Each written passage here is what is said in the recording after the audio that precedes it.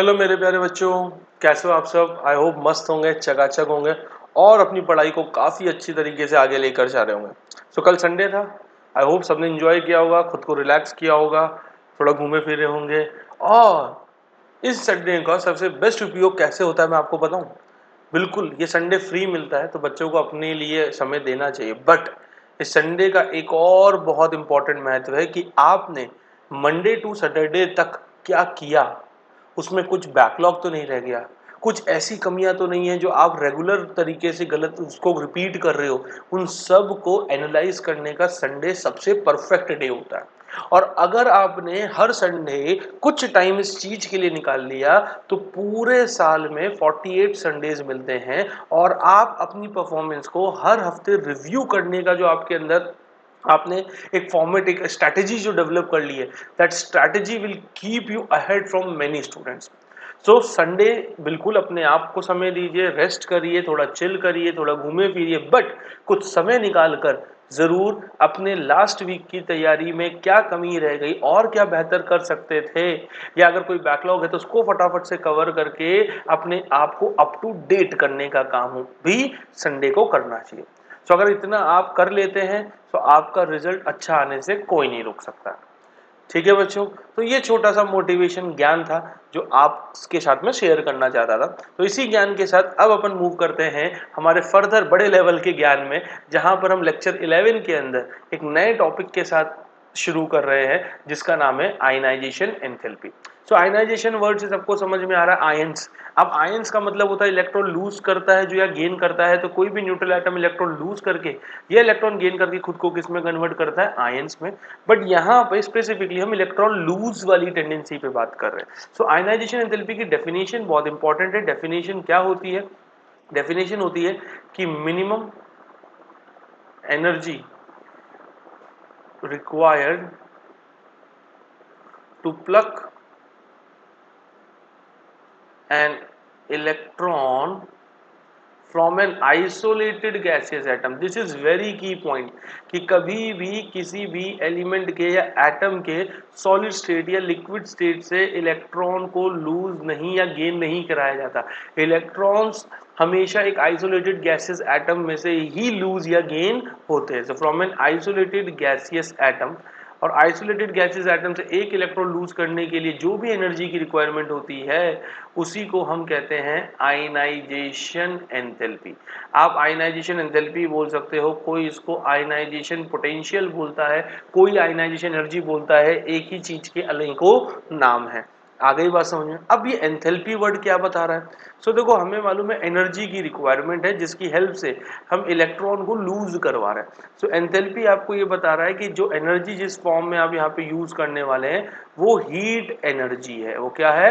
Heat energy. अगर heat energy के रूप में या हीट एनर्जी की हेल्प से हम किसी भी आइसोलेटेड गैसेस एटम से इलेक्ट्रॉन को लूज करवा रहे हैं, तो हमें ये भी देखना पड़ेगा कि वो एटम इस हीट एनर्जी को एब्जॉर्ब करके इलेक्ट्रॉन लूज कर रहा है या गेन करके लूज कर रहा है। अगर हीट एनर्जी एब्जॉर्ब हो रही है वाइल एलिमेंट या atom is losing their electron, तो हम बोलेंगे कि प्रोसेस हमारी कैसी है?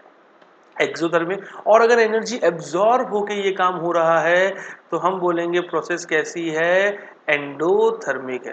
सो हम लोगों को इस चीज के बारे में भी पता लगाना है कि जो हमारी आयनाइजेशन एंथैल्पी है, तो आयनाइजेशन एंथैल्पी को रिप्रेजेंट करेंगे डेल्टा आई एच से, वो एक एंडोथर्मिक प्रोसेस है या फिर एक्सोथर्मिक है। अगर एंडोथर्मिक होगा तो लेस देन जीरो उसका आंसर देखने को मिलेगा, और एक्सोथर्मिक होगा तो लेस देन जीरो देखने को मिलेगा, एंड एंडोथर्मिक होगा तो ग्रेटर देन जीरो इसका आंसर देखने को मिलेगा। तो ये चर्चा करनी। अब आते हैं कैसे हम इस चीज को डिफाइन करेंगे, समझेंगे। सो लेट सपोज आपके पास एक सोडियम है बेटा। तो आप सबको मालूम है सोडियम एक मेटल है जिसकी फिजिकल स्टेट क्या होती है? सॉलिड होती है। अब सोडियम अपनी सॉलिड स्टेट में से इलेक्ट्रॉन लूज करने के कैपेबल नहीं होता है। सो हम इसको कुछ एनर्जी देते हैं जिससे ये अपने आइसोलेटेड गैसियस फेज में चला जाता है। एंड इनिशियली जिस एनर्जी को यूज करके ये सॉलिड स्टेट से गैसियस स्टेट में जाता है, दैट इज सब्लिमेशन एनर्जी। ठीक है। अब यही जो सोडियम गैसियस फेज में चला गया, तो अब कितनी एनर्जी इट विल रिक्वायर, क्या मिनिमम एनर्जी इसकी रिक्वायरमेंट है कि ये अपने अंदर से एक इलेक्ट्रॉन को लूज करके Na प्लस आयन फॉर्म कर देता है, वही इसकी क्या कहलाएगी? आयनाइजेशन एंथैल्पी कहलाएगी, वही इसकी डेल्टा IH की वैल्यू होगी। तो आपको क्या समझ में आया कि आइसोलेटेड गैसियस एटम से जब एक इलेक्ट्रॉन लूज हो रहा है, उस दौरान जो एनर्जी लग रही है that is only ionization enthalpy. समझ में आ गई बात? कोई मेटल सॉलिड स्टेट में है और सॉलिड स्टेट से डायरेक्टली पहले वो किस में जाएगा? गैसियस फेज में। तो सॉलिड स्टेट से गैसियस फेज में जाते वक्त जो एनर्जी यूज होती है वो आयनाइजेशन एंथैल्पी का हिस्सा नहीं होती है। सबसे पहली चीज ये आपको समझना पड़ेगा। अब आप ध्यान से समझो बेटा, अगर मैं सोडियम की बात कर रहा हूं, तो सोडियम जब अपने ग्राउंड स्टेट में भी इसने कोई इलेक्ट्रॉन लूज नहीं किया, तो इसके पास 11 प्रोटॉन है और ये 11 प्रोटॉन मिलके सोडियम के 11 इलेक्ट्रॉन को संभाल रहे हैं। तो जो भी इलेक्ट्रॉन आप प्लग करोगे वो आउटर मोस्ट इलेक्ट्रॉन होगा। तो सोडियम का जो आउटर मोस्ट इलेक्ट्रॉन होगा वो उसका 11th वाला इलेक्ट्रॉन होगा। और ये जो इलेक्ट्रॉन है 11th इलेक्ट्रॉन, ये अगर सोडियम एटम का हिस्सा है, सोडियम के साथ अभी भी एसोसिएटेड है, इसका मतलब इसके ऊपर कोई ना कोई Z इफेक्टिव लगा हुआ है, जिसकी वजह से ये इलेक्ट्रॉन सोडियम एटम के साथ अभी भी बाइंडेड है कि नहीं है। तो जो Z इफेक्टिव का खर्चा सोडियम एटम इस 11th इलेक्ट्रॉन पे कर रहा है टू होल्ड इट, जिसकी वजह से ये इलेक्ट्रॉन रुका हुआ है, अगर उतनी ही एनर्जी मैं सोडियम एटम को प्रोवाइड कर देता हूं तो शायद ये अपने इलेक्ट्रॉन को क्या कर देगा? लूज कर देगा। तो सोडियम एटम क्या कहता है कि sodium atom requires energy equivalent to Z effective to lose 11th electron. तो ये जो अपना 11वां इलेक्ट्रॉन है जिसको वो लूज करवाना चाहता हूं उसके अंदर से, तो अगर वो उसको लूज करने की परमिशन, अगर वो लूज करना चाहेगा तो उसने हमसे क्या डिमांड रखी कि जो Z इफेक्टिव जिस ताकत से मैंने उसको होल्ड कर रखा है, अगर तुम उतनी ही एनर्जी मुझे दे दोगे तो मैं तुम्हें बोलूंगा कि ये 11th इलेक्ट्रॉन को अपने साथ लेकर चले जाओ। इसका मतलब एनर्जी रिक्वायर्ड, समझ रहे हो? Energy required. तो ये जो एनर्जी मैं दे रहा हूं वो सोडियम क्या कर रहा होगा? एब्जॉर्ब कर रहा होगा। सोडियम अगर एब्जॉर्ब कर रहा होगा तो ये जो आयनाइजेशन एंथैल्पी हो गई, ये क्लियरली आपकी एक एंडोथर्मिक प्रोसेस हो गया कि नहीं हो गया। और अगर ये एक एंडोथर्मिक प्रोसेस है, इसका मतलब यहां पर आयनाइजेशन एंथैल्पी की वैल्यू हमेशा ग्रेटर देन जीरो होने वाली है। क्या होने वाली है? ग्रेटर देन जीरो होने वाली है। सो आयनाइजेशन एंथैल्पी के बारे में क्या समझ में आया कि गैसियस एटम से एक इलेक्ट्रॉन निकालने के लिए जो एनर्जी लगती है उसको क्या कहते हैं? आयनाइजेशन एंथैल्पी कहते हैं। आयनाइजेशन एंथैल्पी ऑलवेज क्या होगी? एक एंडोथर्मिक प्रोसेस होगी। इसका मतलब जो भी इसकी एनर्जी की वैल्यू होगी वो हमेशा एक पॉजिटिव वैल्यू होगी। क्या होगी? एक पॉजिटिव वैल्यू होगी। ठीक है, अब हमने देखा क्या कोई भी एटम सिर्फ एक ही इलेक्ट्रॉन लूज करेगा और उस इलेक्ट्रॉन को लूज करते वक्त जो एनर्जी सिर्फ उसी को आयनाइजेशन एंथैल्पी कहेंगे? या जैसा कि हमने देखा मैग्नीशियम 2 इलेक्ट्रॉन लूज करता हुआ देखा गया, एल्यूमिनियम 3 इलेक्ट्रॉन लूज करता हुआ देखा गया, क्या हम उसको भी आयनाइजेशन एंथैल्पी में कंट्रीब्यूशन उसको भी इनकल्ट करेंगे? तो मैंने कहा बिल्कुल कर सकते हैं। और यही अगर कोई भी आइसोलेटेड गैसेस एटम अपने एक से ज्यादा इलेक्ट्रॉन लूज करता है तो उन फर्दर इलेक्ट्रॉन्स को लूज करने के लिए जो आयनाइजेशन एंथैल्पी या जो एनर्जी लगती है उसको हम क्या बोलते हैं? Successive ionization enthalpy. क्या बोल देते हैं बच्चों? Successive ionization enthalpy. मतलब आपको क्लियरली क्या रखना है कि भैया अगर एक से ज्यादा इलेक्ट्रॉन जैसे ही लूज होने की बारी आएगी तो वहां पर सक्सेसिव आयनाइजेशन एंथैल्पी देखने को मिलेगी। जैसे कि हम किसको उठा ले? एल्यूमिनियम। अब आप सबको मालूम है एल्यूमिनियम अपने गैसियस फेज में 13 प्रोटॉन मिलके 13 इलेक्ट्रॉन संभाल रहा होता है। तो भैया एक तरीके से हर इलेक्ट्रॉन को एक एक प्रोटॉन का न्यूक्लियर चार्ज मिला हुआ है, भाई समझने के लिए मान सकते हैं। तो जैसे ही आपने एल्यूमिनियम से बोला कि मुझे एक इलेक्ट्रॉन निकालना है तो वो क्या बोलेगा कि मुझे Z इफेक्टिव जो 13th इलेक्ट्रॉन को पकड़ने के लिए Z इफेक्टिव खर्च कर रहा हूं उतनी एनर्जी दे दो और इलेक्ट्रॉन ले जाओ। तो मैंने जितनी वैसे जैसे एनर्जी दी तो वो क्या कहलाएगी? इसकी फर्स्ट आयनाइजेशन एंथैल्पी, और वो क्या होगी? Greater than zero. ठीक है, अब जैसे एल्यूमिनियम प्लस बना तो मेरे मन में आया क्यों ना एल्यूमिनियम से एक और इलेक्ट्रॉन निकाला जाए। अब जब मैं एल्यूमिनियम से दूसरा इलेक्ट्रॉन लेने गया तो मैं देखता हूं कि भाई अब 13 प्रोटॉन मिलके 12 इलेक्ट्रॉन को संभाल रहे हैं। अब जो मेरा आउटर मोस्ट इलेक्ट्रॉन है वो 12th वाला है। 12th वाला है और ओवरऑल सिस्टम में एक प्रोटॉन एक्स्ट्रा हो गया, उस एक प्रोटॉन एक्स्ट्रा का न्यूक्लियर चार्ज अगर हर एक इलेक्ट्रॉन पे डिस्ट्रीब्यूट होगा तो ओवरऑल Z इफेक्टिव आखिरी इलेक्ट्रॉन पे पहले से बढ़ गया। अगर फिर मुझे नॉर्मल सी बात है, इसका मतलब उस इलेक्ट्रॉन को निकालना है बीबी 12th इलेक्ट्रॉन को, तो अब जो उस पे इंक्रीज्ड Z इफेक्टिव लग रहा होगा तो मुझे भी पहले से ज्यादा एनर्जी उसको देनी पड़ेगी कि नहीं देनी पड़ेगी। तो इससे आपको क्या समझ में आया कि जब भी हम एक के बाद दूसरा इलेक्ट्रॉन निकालने जाते हैं तो हमेशा लास्ट वाले से ज्यादा एनर्जी खर्च करनी पड़ेगी, और इसीलिए जो सेकेंड आयनाइजेशन एंथैल्पी होगी वो भी पॉजिटिव होगी और फर्स्ट वाले से ग्रेटर होगी। क्यों होगी? क्योंकि जिस इलेक्ट्रॉन को हम निकाल रहे हैं it is experiencing more Z effective, वो ज्यादा Z इफेक्टिव एक्सपीरियंस कर रहा है। इसी तरीके से अगर मैंने बोला एल्यूमिनियम +2 में से एक इलेक्ट्रॉन और निकालें, तो अब आप बोलोगे कि सर 13 प्रोटॉन मिलके 11 इलेक्ट्रॉन संभाल रहे हैं। मैंने कहा बिल्कुल संभाल रहे हैं। तो 2 प्रोटॉन एक्स्ट्रा हो गए सर, 2 प्रोटॉन का ओवरऑल न्यूक्लियर चार्ज अगर हर इलेक्ट्रॉन में डिस्ट्रीब्यूट होगा, सो जो 11th इलेक्ट्रॉन है उसको और ज्यादा Z इफेक्टिव से बाइंड कर लिया गया है। अब अगर उस इलेक्ट्रॉन को निकालना पड़ेगा और ज्यादा एनर्जी देनी पड़ेगी, तब जाके वो थर्ड इलेक्ट्रॉन निकलेगा कि नहीं निकलेगा। तो जो थर्ड आयनाइजेशन एंथैल्पी है वो भी कैसी होगी? ग्रेटर देन 0 होगी। बट जो मेन चीज यहाँ पे समझ में आए वो ये कि last ionisation enthalpies are always less than from next ionisation या next successive ionization enthalpy and so on. मतलब जैसे जैसे एक से ज्यादा इलेक्ट्रॉन निकालते चले जाओगे वैसे वैसे उस इलेक्ट्रॉन निकालने के लिए ज्यादा से ज्यादा एनर्जी की रिक्वायरमेंट देखने को मिलेगी। क्यों मिलेगी? क्योंकि जैसे जैसे एक इलेक्ट्रॉन निकलता जाएगा आउटर मोस्ट इलेक्ट्रॉन पे ओवरऑल Z इफेक्टिव बढ़ता जाएगा, और हमें मालूम है Z इफेक्टिव बढ़ता है तो आयनाइजेशन एंथैल्पी भी बढ़ेगी। क्यों? क्योंकि इलेक्ट्रॉन पे होल्ड मजबूत हो गया। समझ में आया? तो सक्सेसिव आयनाइजेशन एंथैल्पी क्या होती है? ठीक है, कोई डाउट? बट इन जनरल जब भी हम बात करेंगे so we always talk about first ionization enthalpy. Second third के बारे में अगर कोई एग्जामिनर को बातचीत करनी होगी तो वो आपको क्वेश्चन में उस तरीके से चीजें देगा जहां आप इस चीज को समझ सको कि हम यहाँ पे सेकंड आयनाइजेशन एंथैल्पी या थर्ड आयनाइजेशन एंथैल्पी के रेस्पेक्ट में आंसर करना है। Is that clear? So ionization enthalpy क्या होती है, एंडोथर्मिक या एक्सोथर्मिक वो आपको समझ में आया, सक्सेसिव आयनाइजेशन एंथैल्पी क्या होती है वो अच्छे से आपको समझ में आ गया है। अब हम पढ़ेंगे बेटा ट्रेंड्स इन आयनाइजेशन एंथैल्पी। तो देखो बेटा ट्रेंड्स इन आयनाइजेशन एंथैल्पी की अगर मैं बात करूं, ठीक है, सो ट्रेंड्स को समझना। ट्रेंड्स का मतलब वेरिएशन कि भाई पीरियड में अगर मैं एलिमेंट टू एलिमेंट मूव कर रहा हूं, ग्रुप में अगर मैं एलिमेंट टू एलिमेंट मूव कर रहा हूं, सो मेरा ओवरऑल आयनाइजेशन एंथैल्पी इंक्रीज होता हुआ नजर आएगा, डिक्रीज होता हुआ नजर आएगा, जिससे लोगों को रिलेट करना क्या हो जाए आसान।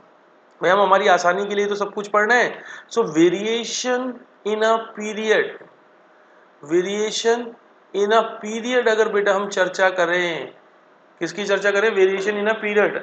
अरे समझ रहे हो ना गुरु लोग, ठीक है, कि पीरियड के अंदर हम बात करने वाले हैं।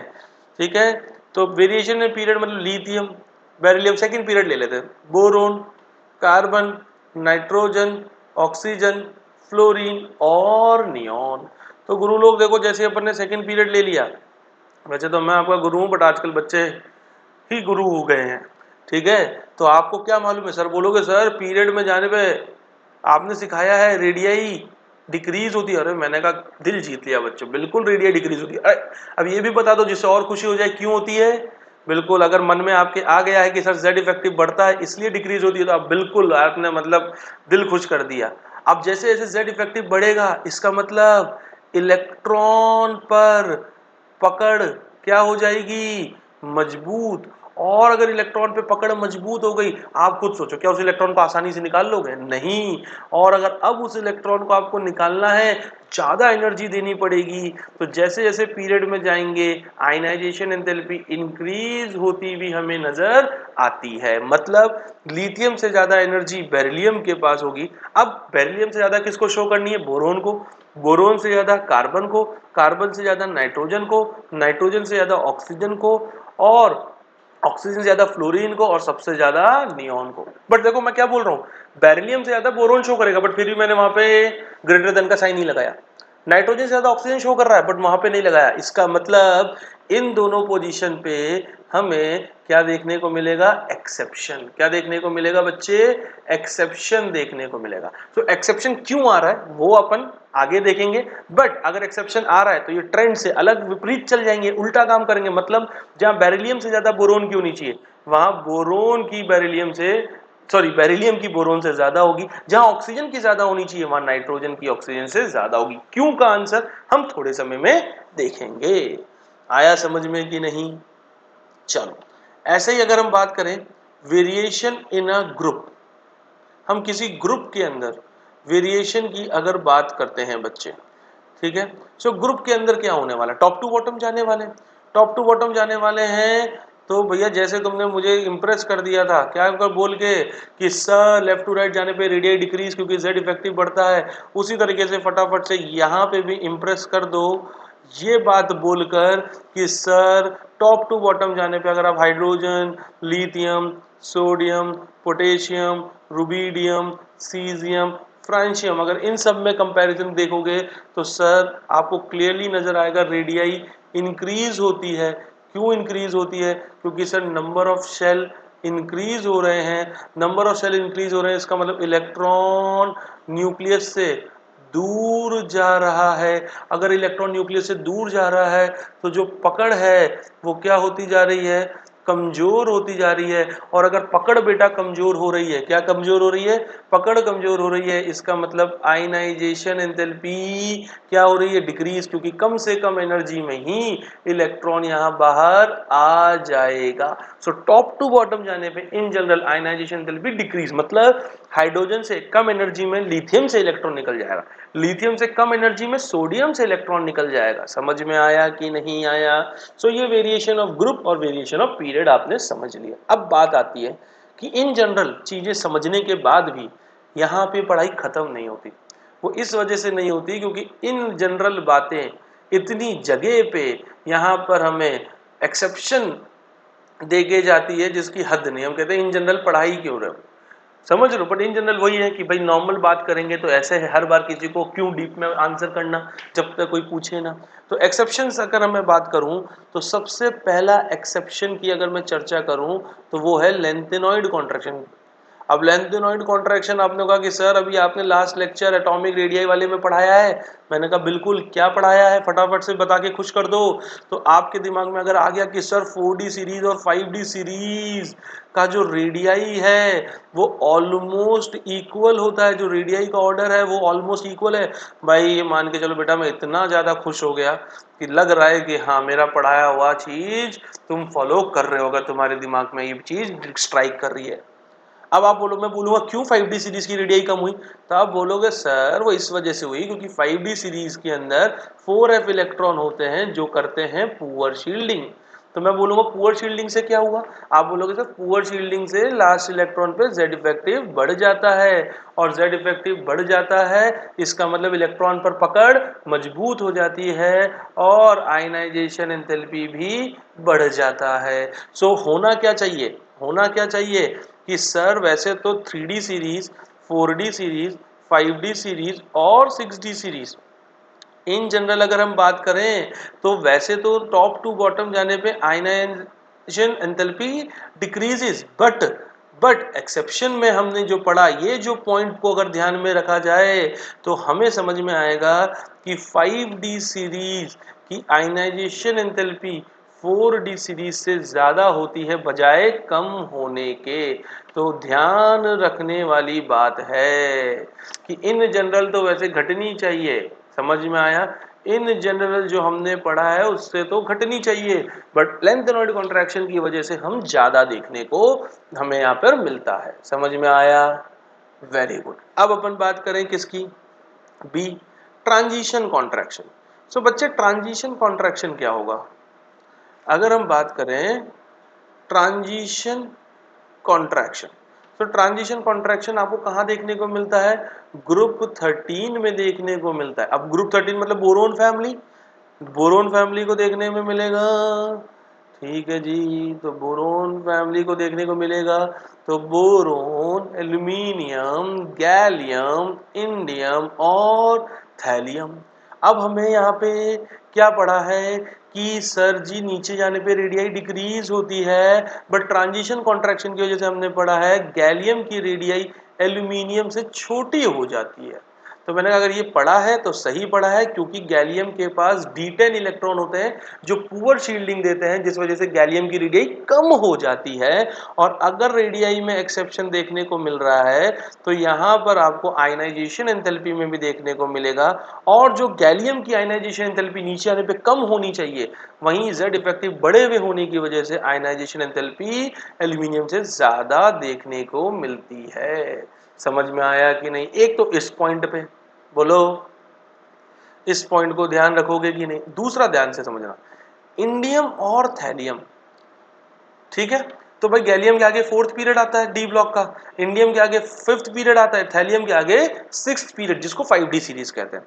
सो 5D सीरीज के बाद अगर थैलियम आ रहा है, मतलब थैलियम के इलेक्ट्रॉनिक कॉन्फ़िगरेशन में 4f इलेक्ट्रॉन है, जिसकी वजह से इसको भी पुअर शील्डिंग का एहसास होता है, और पुअर शील्डिंग का एहसास होता है तो इसके आउटर मोस्ट इलेक्ट्रॉन पे Z इफेक्टिव बढ़ जाता है, और इसके आउटर मोस्ट इलेक्ट्रॉन पे Z इफेक्टिव अगर बढ़ जाता है तो हम क्लियरली बोल सकते हैं बेटा आयनाइजेशन एंथैल्पी भी बढ़ जाती है, आयनाइजेशन एंथैल्पी बढ़ जाती है। सो ग्रुप 13 का मैं आपके सामने एक ओवरऑल ऑर्डर लिख दूं जो आपको हमेशा याद रहना चाहिए। वो क्या है कि बोरोन, फिर आता है थैलियम, फिर आता है गैलियम, फिर आता है एल्यूमिनियम, फिर आता है इंडियम। सो बोरोन की सबसे ज्यादा, फिर थैलियम, फिर गैलियम, फिर एल्यूमिनियम और फिर इंडियम। थैलियम इतनी एक्स्ट्राऑर्डिनरी क्यों शो कर रहा है? जस्ट बिकॉज इसके पास 4f इलेक्ट्रॉन है, 4f इलेक्ट्रॉन की वजह से पुअर शील्डिंग की वजह से Z इफेक्टिव इतना ज्यादा बढ़ गया कि इतनी मजबूत पकड़ इसके इलेक्ट्रॉन पे हो गई कि आयनाइजेशन एंथैल्पी ज्यादा लग रही है। समझ में आया? सो क्लियरली आपको लेंथेनॉइड कॉन्ट्रैक्शन से क्या एक्सेप्शन है, ट्रांजिशन कॉन्ट्रैक्शन से ग्रुप 13 में क्या एक्सेप्शन देखने को मिल रहा है, समझ में आया? Very good. अब अपन बात करते हैं जो हमने शुरुआत में देखा कि ग्रुप 2 जहां पे बेरिलियम था, वैसे ही मैग्नीशियम ले लें, ऐसे ही ग्रुप 13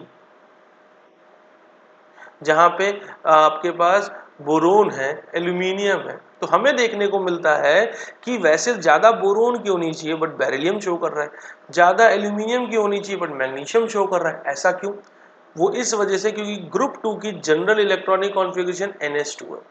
आपने जैसे ही NH2 सुना, आपके दिमाग में खटका होगा कि सर कहीं ये अपने साथ फुलफिल स्टेबिलिटी तो नहीं रखता। मैंने कहा बिल्कुल सही सोचा, और इसी फुलफिल स्टेबिलिटी की वजह से बेरिलियम और मैग्नीशियम की आपकी आयनाइजेशन एंथैल्पी ज्यादा होती है ग्रुप 13 से, क्योंकि ग्रुप 13 के पास NH2 NP1 कॉन्फ़िगरेशन के अंदर ऐसी कोई एक्स्ट्रा स्टेबिलिटी का फिनोमिना नहीं होता है। आया समझ में? तो अगर अब हम बात करें किसकी, ग्रुप 15 की और ग्रुप 16 की, तो जैसे ही 15 और 16 की मैं बात करूंगा तो ये NH2 NP3 NH2 NP4 वाले एलिमेंट होंगे। जैसे कि यहाँ पे कौन आ गया बच्चे, नाइट्रोजन, ऑक्सीजन, फॉस्फोरस, सल्फर। अब होना क्या चाहिए लेफ्ट टू राइट में, ऑक्सीजन की ज्यादा, सल्फर की ज्यादा, बट होता क्या है, नाइट्रोजन की ज्यादा, फॉस्फोरस की ज्यादा। अगेन जैसे ही तुमने जनरल इलेक्ट्रॉनिक कॉन्फ़िगरेशन या इनकी पर्सनल इलेक्ट्रॉनिक कॉन्फ़िगरेशन देखा, तुम्हारे दिमाग में खटका, अरे सर ये लोग भी तो half fill extra stability criteria show कर रहे हैं। मैंने कहा यही वो वजह है जिस वजह से ये एक्स्ट्रा आयनाइजेशन एंथैल्पी शो कर रहे हैं, और नाइट्रोजन और फास्फोरस की आयनाइजेशन एंथैल्पी ग्रुप 16 वालों से ज्यादा हो रही है। तो ये एक्सेप्शन पूरे ग्रुप 15 पूरे ग्रुप 16 में दिखाई देता है, पर mostly nitrogen, oxygen, phosphorus, sulphur के रेस्पेक्ट में पूछा जाता है, इसलिए मैंने इनको यहाँ लिखा है। अब बात करें किसकी, देखो बेटा जब एटॉमिक रेडियाई की वेरिएशन या एक्सेप्शन पढ़ा रहा था तो 3D सीरीज जहां पे स्कैंडियम से लेकर बच्चे कहां तक, जिंक तक वाले लोग रहते हैं, इनकी रेडियाई हमने एटॉमिक रेडियाई की ओर डिस्कस करी थी, और हमने क्या पाया कि वैसे तो स्कैंडियम से लेकर जिंक तक जाने पर रेडियाई डिक्रीज होती है, बट फिर भी बहुत सारी इरेगुलरिटी हमने यहाँ पे नोटिस करी थी, बहुत सारी इरेगुलरिटी यहाँ पर हमें क्या देखने को मिली थी। अब बहुत सारी अगर रेगुलरिटी देखने को मिली, इसका मतलब आयनाइजेशन एंथैल्पी का ट्रेंड कुछ अलग होगा। तो एक ट्रिक के फॉर्म में मैं आपको ये ट्रेंड याद कराता हूं और ध्यान से सुनना कि जेनी फरारी को क्यों नहीं मानती कार, वो तुम सोचो। तो जेनी का मतलब जिंक, फरारी का मतलब आयरन, कॉपर, कोबाल्ट, नहीं का मतलब निकल, मैंगनीज, क्रोमियम, वेनेडियम, टाइटेनियम और स्कैंडियम। और ये हमारा क्या है बेटा, डिक्रीजिंग ऑर्डर। ये क्या है, डिक्रीजिंग ऑर्डर है भाई। ये तो क्लियर है ना, जिंक के पास D10 होगा भाई, लेफ्ट टू राइट सबसे ज्यादा राइट में कौन रह रहा है, जिंक, तो वो तो उसकी सबसे ज्यादा होगी। क्यों होगी जिंक की सबसे ज्यादा, D10 है कि नहीं है, स्टेबिलिटी है कि नहीं है, स्टेबिलिटी है तो मैक्सिमम आई शो करेगा कि नहीं करेगा, कोई doubt, very good very good. तो इसी के साथ देखो जो भी हमारे तमाम एक्सेप्शंस हैं किसके अंदर, डी ब्लॉक एलिमेंट के अंदर, पूरी आयनाइजेशन एंथैल्पी के अंदर, पूरी पीरियोडिक टेबल में लेफ्ट टू राइट जाने, टॉप टू बॉटम, सब चीजों को मैंने अच्छे से आपके सामने डिस्कस कर लिया। अब आपको एक ज्ञान की बात सिखाता हूं। तो ज्ञान की बात यह है कि कई बार आपके सामने बेटा एक सवाल ऐसे आएगा कि आपको डिफरेंट डिफरेंट आपको सक्सेसिव आयनाइजेशन एंथैल्पी दे दी जाएगी। जैसे मैंने दे दी 300, 700, 1900, फिर 7500, फिर 9300 एंड सो ऑन। और मैं आपसे पूछूंगा कि बताओ जिस भी एलिमेंट से ये सक्सेसिव आयनाइजेशन एंथैल्पी जुड़ी हुई है उस एलिमेंट की वैलेंसी क्या होगी। तो आपको यहाँ पे क्या सोचना, क्या अप्रोच क्या लगानी है। तो आप ये सोचोगे कि यार बहुत से लोग हैं, जैसे सोडियम है वो सिर्फ एक ही इलेक्ट्रॉन लूज करता है, मैग्नीशियम है वो 2 पे रुक जाता है, एल्यूमिनियम है वो 3 पे रुक जाता है। तो ऐसा क्या है कि लोग एक लिमिटेड इलेक्ट्रॉन लूज करके रुक जा रहे हैं, जबकि एनर्जी दो इलेक्ट्रॉन लो, एनर्जी दो इलेक्ट्रॉन लो, ये खेल तो कितना भी खेल सकते हैं। तो उसका सबसे बड़ा कारण यह है कि जैसे ही सोडियम एक इलेक्ट्रॉन देता है कॉन्फ़िगरेशन 2,8, मैग्नीशियम 2 इलेक्ट्रॉन देता है 2,8, एल्यूमिनियम 3 इलेक्ट्रॉन देता है 2,8, मतलब जैसे ही किसी के पास स्टेबल कॉन्फ़िगरेशन आ रही है वो बंदा उस पोजीशन से और एक्स्ट्रा इलेक्ट्रॉन देने से मना कर देगा कि भाई अब मैं मस्त पोजीशन में पहुंच चुका हूं, मेरे को जिंदगी जीने दो। ठीक है ना गुरु, वो क्या बोलेगा, मुझे जिंदगी जीने दो। हमने कहा जियो भाई जिंदगी। तो मैंने कहा फिर भी तुमने कहा कि नहीं मैंने तो लेंगे, तो वो क्या करेगा, वो कहेगा वो तुम्हारे सामने ऐसा दाम, ऐसी ऐसी एनर्जी की रिक्वायरमेंट रख देगा। लेट सपोज जैसे मान लो 300, पहला इलेक्ट्रॉन निकाला 300 में निकला, हमने कहा ठीक है वेल खर्चा। अब मेरा माइंडसेट है कि जब मैं दूसरा इलेक्ट्रॉन लेने जाऊंगा तो ज्यादा खर्चा लगेगा क्योंकि जेड इफेक्टिव बढ़ चुका है 700, ठीक है भाई। फिर मेरे को तीसरा इलेक्ट्रॉन लेने का तो मुझे मालूम है इससे भी ज्यादा खर्चा 1900, ठीक है। अब जब मैं चौथा इलेक्ट्रॉन लेने गया तो मांग लिया 7500 रुपए। मैंने कहा भाई 1975 क्या मांग रहा है, देख रहा है कुछ क्या सेंसिबल। यहां से यहां में आपको सडन जंप देखने को मिला कि नहीं, तो आप एकदम से इस इलेक्ट्रॉन को निकालने से पहले थोड़ा रुकोगे, आप बोलोगे यार क्या वाकई इस इलेक्ट्रॉन इतना पैसा खर्च करना कन्वीनियंट है क्या। आपने सवाल पूछा बिजनेस वाले, बिजनेस पॉइंट ऑफ व्यू से इतनी एनर्जी कन्वीनियंट है क्या कि इतनी एनर्जी देकर, और ऊपर से शायद इन जैसे ये 3 इलेक्ट्रॉन निकले तो अब इसके पास होगी स्टेबल कॉन्फ़िगरेशन, क्या स्टेबिलिटी को हटा के चौथा इलेक्ट्रॉन निकालना और वो हाई एनर्जी देना मेरे लिए कन्वीनियंट है। तो आप बोलोगे कि नहीं ये कन्वीनियंट नहीं है। इसका मतलब जैसे ही इसने 3 इलेक्ट्रॉन लूज किए, इसका मतलब यहां से यहां सडन जंप जैसे ही देखने को मिला तो हम बोलेंगे कि वो स्टेबल कॉन्फ़िगरेशन पे पहुंच चुका है। और उस वक्त तक जितने भी आयनाइजेशन एंथैल्पी सक्सेसिव दिख रही है, जैसे यहाँ पे 1, यहाँ पे 2, यहाँ पे 3, तो इसका मतलब 3 आयनाइजेशन एंथैल्पी दिख रही है, 3 इलेक्ट्रॉन लूज किए होंगे, तो वैलेंसी कितनी हो गई +3, वैलेंसी कितनी हो गई +3।